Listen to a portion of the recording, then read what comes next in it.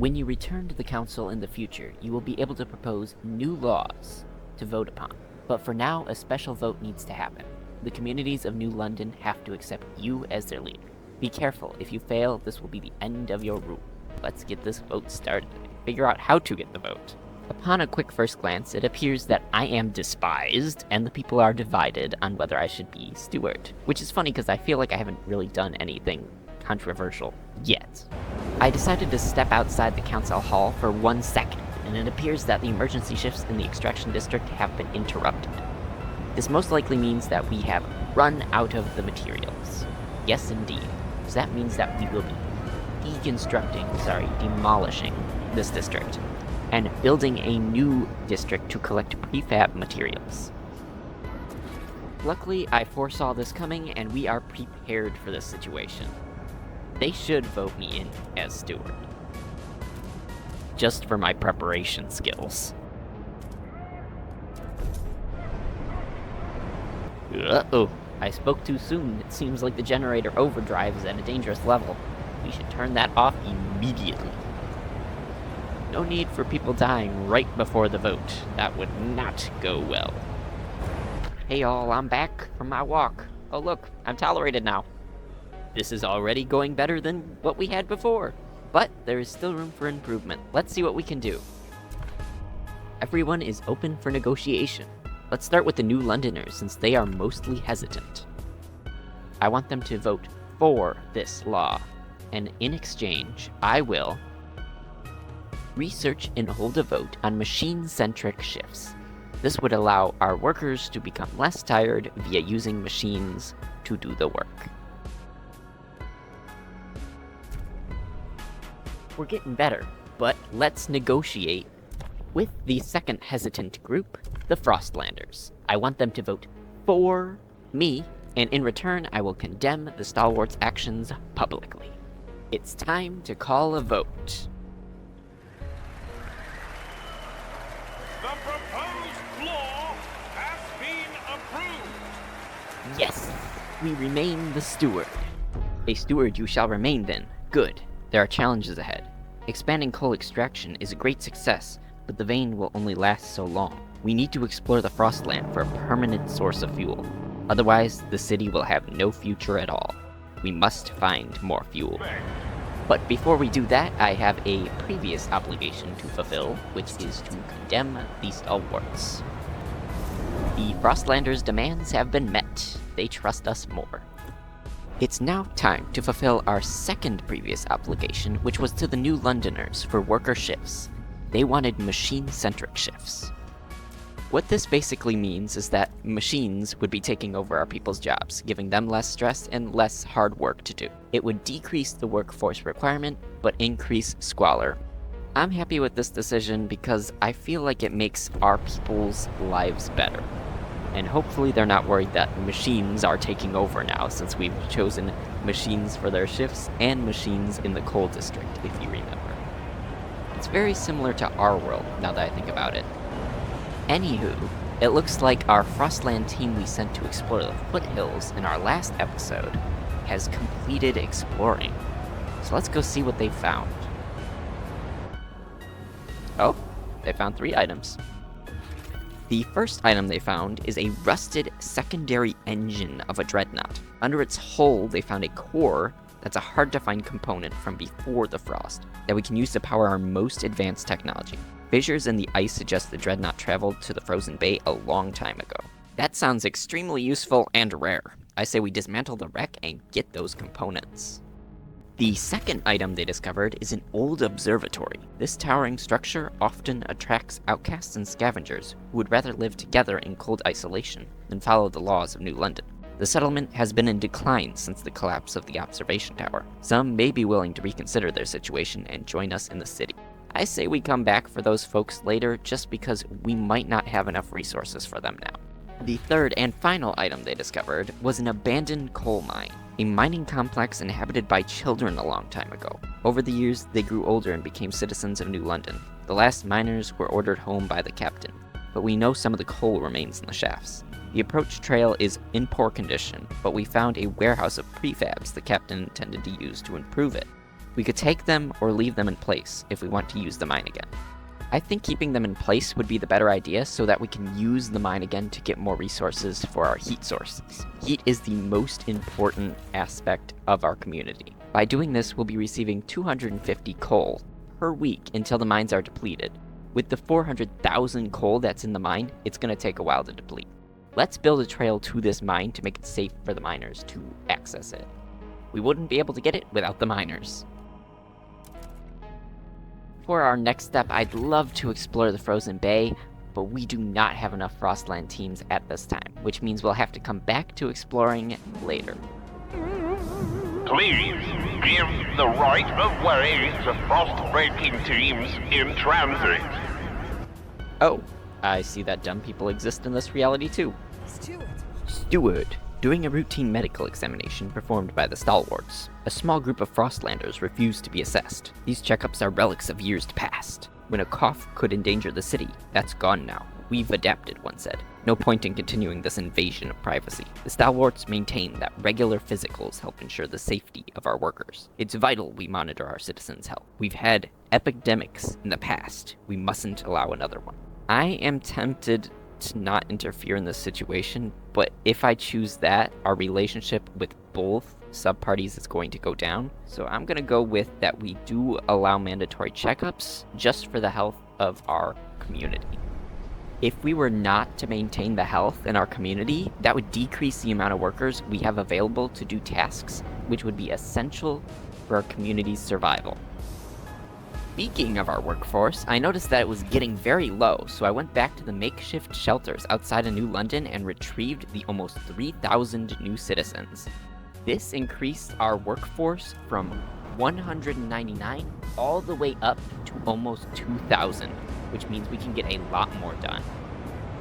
It's once again time to visit the Council Hall, this time to vote upon machine-centric shifts. This was the agreement that we had with the New Londoners during the vote for the steward. Upon a quick glance, it appears that most individuals are for the machine-centric shifts, although there are a few that are still against. It appears that the only party open for negotiation is the Frostlanders, who are the mostly against individuals. We want them to vote for machine-centric shifts, and in return, we will research and hold a vote on the law of heat recycling. This would decrease the amount of heat we need in housing districts. It's time to hold the vote. The ayes have it. Yes, there we go. That means that the workers now required for each project is less than it was before. With our workforce now over 2,000, that gives us some great access to get even more work done. But before I forget, we need to start research on the heat recycling. Our other option in this case would have been heat overclocking, which instead of decreasing the heat needed in housing districts, would have increased our efficiency. Personally, I think that the heat demand is more important than the production efficiency of our machines, because heat is going to keep us alive. The efficiency, well, it does matter in the end. Right now, the machines are doing good as is. Back when we welcomed the individuals from the makeshift shelters back into New London, we received a lot of new Frostland teams, which means we can begin exploring the Frozen Bay. Maybe we'll even find a new fuel source here. Our citizens are starving, with a minus 67 in food, so it is time to expand the food district. Unfortunately, we can't literally expand this one, so we're going to be building a new one right next to it, which will collect this food here that we discovered through frost breaking. There are still a ton of fertile soil areas that we have not been able to reach yet, so I'm going to frost break over to them. That way we can reach them when we need them and build more food districts. Forecast call for colder temperatures. Take action. Yeah, alrighty. Let me just build some housing districts so that we get that minus 33 in housing down. That should help with the colder season, just a tiny bit. Side note, what is this man's job? He is our weatherman, our speaker of the house, and sometimes he makes safety announcements too. He does a little bit of everything. The weirdest part is I don't remember hiring him. Mary Bell says, they don't invite me anymore. Every other Sunday, we used to meet up. The four of us. Crumpets, berry wine, and gossip. The perfect afternoon. Now they won't even talk to me. I spew poison out of my mouth, spouted Lizzie. That's what the steward said. I can hear them coming up the stairs. Again, without me. Condemned stalwarts are shunned by the other residents of the city.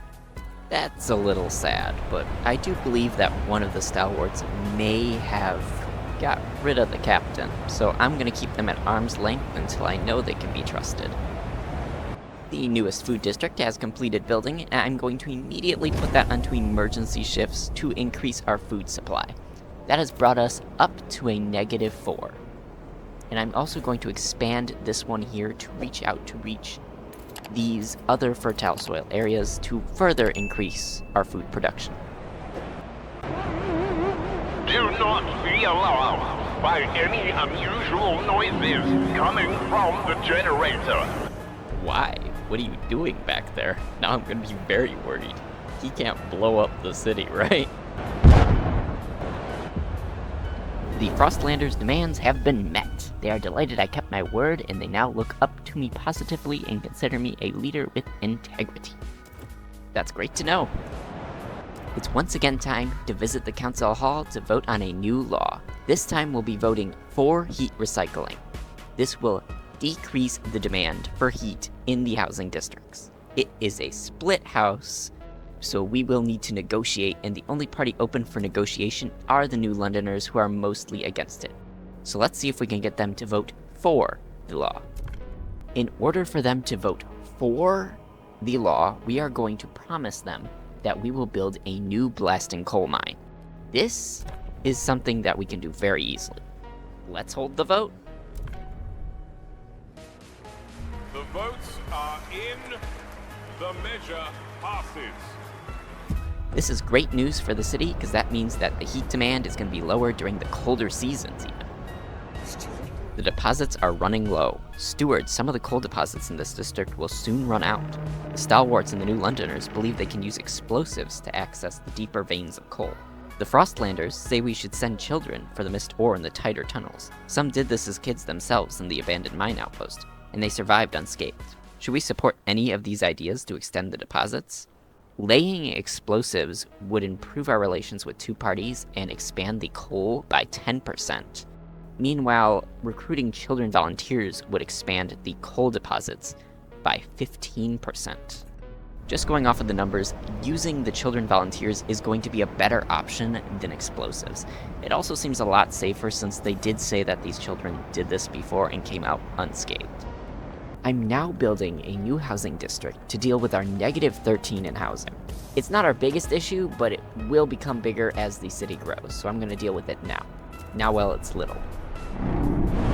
The Pilgrims are now officially recognized by the city. Pilgrim delegates will be joining the next council session. Oh, a new faction rises. The Pilgrims. They're currently neutral, and they're made up of 521 Frostlanders. They dislike the blasting coal mine and the machine-centric shifts. Their manifest is adaptation. The generator is a monument of arrogance. We must cut it off and adapt to become free. Equality. Individuals should be given the whole, all they can take, and take from it only what they need. And they also want tradition. We must tread well-worn paths or risk plunging into the abyss. Based on their introduction, I am neutral about them as well. They don't like some of the things we've enacted, but some of their points do have some reasoning behind them, which I do stand with, so we'll have to see what happens in the future. For now, let's focus on our survival in the present. We are very low on materials, so I'm gonna frost break over to these patches here and see if we can't get more materials for our people. Or at least start making a dent in that -145. Maybe I can actually build an extraction district now. Oh, I'm missing something. I'm not sure what it is. I was thinking maybe we could take down an extraction district that's already empty, but this one's not empty yet, so I'm just going to stop the emergency shifts on it. That way it lasts a little bit longer, but that's going to bring down our resources even more. Ooh, and 1,700 more people live in the city. Just when we got the housing under control, we're back into negative numbers again. I guess that's city management for you, especially when you're one of the very few cities left on Earth. What was that noise? It didn't come from the generator, right? He's not about to blow up the city again. Once again, we build more houses in the available areas. If somebody says they live in the projects, this is what they mean. This area is constantly under construction with new homes. That's a good thing for our city, though. With the population steadily increasing, so does the demand for food, which means we'll need to frostbreak over to these fertile soil areas to build more food districts. This is an interesting new button. I could call an emergency council meeting, but it would worsen my relationship with all communities. Let's hope we don't have to do that. I'm also turning on the generator's overdrive because I feel like we have enough room where it's not going to be dangerous and it's going to solve our current heat problem. Steward, a fire has broken out in the coal mine. If we don't react, we'll lose the mine along with the deposit. Some of the stalwarts engaged in the rescue effort insist we can still save the mine by cutting off the air supply to the shaft and suffocating the flames. But some of the children miners are still making their way out. It'll suffocate them too. After we deal with this crisis of the blasting coal mine, we will ensure these accidents do not occur again. So it looks like if we evacuate the workers, we'll lose 50% of our remaining coal. Coal is, unfortunately, more important than the children in this situation. A memorial will be held this evening to honor those who gave their lives in the mines. See, Esther gets it. It's either the 13,000 residents of New London or 116 children miners. I think that we made the right decision in this case. Moving forward, our team has finished exploring the frozen bay. Let's see what they've discovered. The first item is the Others. In a cavern near the bay, we found a disturbing sight. Bodies in sturdy Frostlander gear neatly laid side by side and left to freeze, with black oil markings over their closed eyes. A ghastly burial ritual? A map we found suggests they were heading to an old machine somewhere by the desolate coast. A machine that would require a source of fuel. We should investigate. We should investigate indeed, and as soon as possible. If they have enough fuel to put onto their deceased, they probably have enough fuel for us to run our city. If they're no longer alive, that is. So let's start that expedition to see if we can find this mysterious machine. That is the best lead we've had so far for a new fuel source. Meanwhile, in the city of New London, our citizens are still struggling with a lack of materials, so I'm going to quickly build an extraction district to help get that negative 145 a little higher. It's been a minute since we've taken part in the lawmaking business in New London, so I was thinking we might pass a law that governs our goods. Now we have two choices, which is durable goods or mass-produced goods. The main difference between these two options is that durable goods would decrease the demand, while mass-produced goods would increase the efficiency. They're about the same to me, but I think that the mass-produced goods is the better option because it's already supported by most parties. There is only one party open for negotiation, which is the Frostlanders. Let's have them vote for this law, and in exchange, we will grant their agenda, which means they'll be able to choose one law we can vote upon. It's time to hold the vote. The delegates have spoken. The law takes effect. I'm honestly interested to see how this is going to affect our gameplay, because I don't really understand what we just voted for. Hopefully it was good, though. It will also be interesting to see what the Frostlanders choose to try and enact as a new law. The Frostlanders' demands have been met, they now trust us more, and our relationship with them has increased. George says, Lucy didn't come home from the mine. The last time it got cold, proper cold, I gave her my gloves. We huddled together. Mum didn't make it. I lost my hands to the frost. But Lucy was always strong. She took care of me then. Worked 2 jobs. Boxed in the arena. A real fighter at 13. She would have given herself to save that mine any day. Thanks to her, it's not proper cold. But how can I go on without her? That is a really good question, but there has to be resources or individuals in our community of 13,000 that are able to help. He just needs to reach out first. Most likely to a church or a hospital or some sort of group that's similar to that. We are still at negative 45 in resources, so I'm going to expand this extraction district just by a small bit to get these resources that are right outside. That should help our negative number go up just by a tiny bit, but every little bit helps. In an odd turn of events, we have a surplus of coal, so I will be stopping emergency shifts in this extraction district for the coal. This will allow our supply to last longer because we will need it when the colder season hits. In the same train of thought, I will also be turning off the overdrive for the generator because it is no longer needed. It's good timing too, because that was getting close to dangerous levels. I've recently noticed that there's another way station over here near the food districts, so I'm gonna try and frost break over to it to get us more Frostland teams. This will allow us to explore the Frostlands faster, which in turn means we'll be able to find that new fuel source faster. The first bit of frost breaking has completed. It's only about 2 tiles till we reach the old way station. I'm going to use the remaining tiles to reach this shallow iron vein, which we may need for later. There is no point in wasting any time because we know our resource levels could change in an instant. The Frostlanders have finally chosen a law to bring to the council. The law they chose to present to the council is a community service-based law, expedition support. Everyone must aid expeditions by helping them prepare for their journeys. Exploration time is slightly decreased, and the people are divided about this law. Personally, I'm indifferent about it, but they could have chose something much worse, so this is a good option. Without any negotiations whatsoever, let's hold a vote and see where it comes out. The noes have it! Ah, bummer. But that was pretty close. If they had gotten only 3 more supporters, that law would have been passed. This situation brings up an interesting question, which is if we can re-vote on laws that have been rejected in the past, or if we are out, completely out, after it is rejected. We can never vote on that subject again. It's something I wish to experiment on, but not at this moment, so it's worth noting that expedition support was what we voted on, and it may not be able to be voted on again. Speaking of never again, this coal extraction district has completely run out of coal. Because of this reason, I will be demolishing this district in hopes to get some resources back for future districts. I just remembered we said we were going to build a blasting coal mine, and then I never did it, so I'm going to do that before I forget. That may be the reason that first district ran out of coal. It's better to be safe than sorry.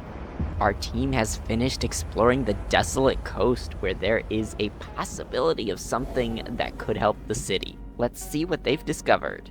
The very first item they found is... no way. Is this what's gonna save us?